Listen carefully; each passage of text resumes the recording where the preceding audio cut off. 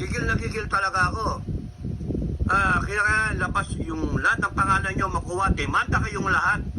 Singilin kayo ng KOJC, singilin kayo ng mga taga Davao, singilin kayo ng Pilipino. Tanggalin kayo sa servisyo without benefits, without pay, without pension. Now, you made the decision, ginawa mo yung gusto mo, General Torre, panindigan mo. Korte-korte kayo. Sige, depensa mo yung sarili mo, inutusan ka lang. Hindi pwedeng dahilan yun, inutusan ka lang because you can always reject an illegal order. Tama ba yung ginawa nin? May babalik niyo pa ba yung buhay nung namatay? Ha? Tapos kung kunyaring mabuhay man yung 4 na inatake, utaragis kayo, utang ina nyo, sorry, PI kayo. May babalik nyo pa ba yung buhay nung namatay at ngayon yung inatake sa puso, gawa ng tirgas-tirgas ninyo? Ha? Paano kung gulay yun?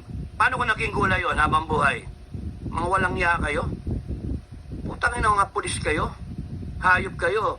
And very proud kayo sa ginawa ninyo? Ha? Very proud kayo? You feel pride in your unit, in your organization? Mga ina nyo? Wala akong pakialam, pakulong nyo ako, kasuhan nyo ako, tangina ninyo. Gusto niyo magkaroon ng demarcation kung ano yung matino at hindi yung matino. Doon kayo sa hindi matino. And we will take the side. Tangina nyo. We will take a side. Hayop kayo. Mali yan eh. Puta na nyo. Hindi na may babalik yung buhay nung namatay. Tapos yung trauma ng mga taga KOJC. Hayop kayo.